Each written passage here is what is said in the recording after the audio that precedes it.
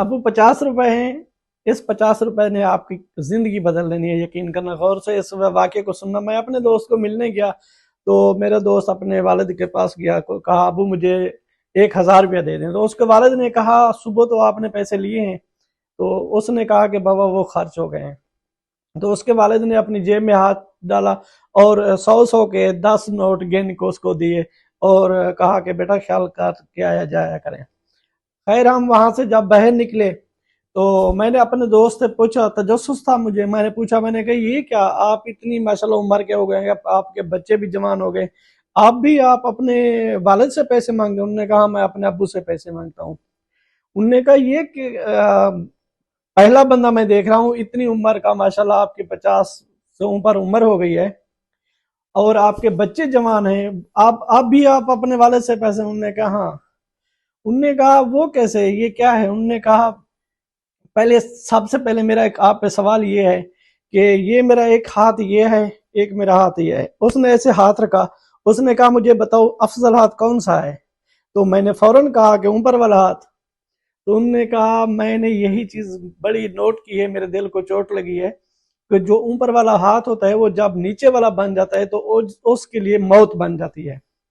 انہوں نے کہا وہ کیسے؟ انہوں نے کہا ہوا میرے ساتھ یہ کہ جیسے میں جوان ہوا، شادیاں ہوئی، ہم آپ علیحدہ ہو گئے، لیکن والد کو میں دیکھ رہا تھا غور سے کہ والد کبھی کسی سے نہ پیسے مانگتا ہے، اپنے آپ کو محدود کر دیا ہے، لیکن وہ اسی حالت میں رہ رہا تھا۔ تو مجھے اس وقت غصہ آتا تھا کہ یہ اپنی کیوں نہیں بتاتا کہ مجھے کپڑے چاہیے، مجھے کہیں جانا ہے، مجھے پیسے چاہیے، مجھے دوائی لینی ہے، لیکن یہ اپنی خواہشات اتنی نہیں اظہار کرتا تھا، لیکن علیحدگی پسند کرتا تھا۔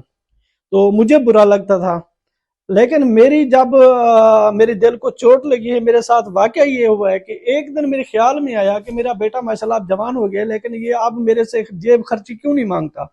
تو میں نے جا کے پتہ کیا کہ یہ اب میرے سے جیب خرچی کیوں نہیں مانگتا، اس کی کیا وجہ ہے؟ تو انہوں نے کہا وہ اب سکول کے بعد ٹیوشن وغیرہ پڑھاتا ہے، اس کو اچھی آمدن آتی ہے وہاں سے، لہٰذا وہ اپنا جیب خرچ بھی کرتا ہے اور گھر بہنوں کو بھی دیتا ہے۔ تو انہوں نے کہا اس وقت میرے دل میں چوٹ لگی اور مجھے بہت تکلیف ہوئی، اپنے آپ کو میں نے اکیلا محسوس کیا کہ واقعی یہ چیز ہوتی ہے۔ تو میں اسی وقت فوراً اپنے ابو کے کمرے میں چلا گیا، تو میرے ابو بس ایسے یعنی کہ اداس بیٹھے تھے، تو میں نے جا کے ساتھ بیٹھا تو میں نے ایسے سے بولا کہ ابو 50 روپے ہیں؟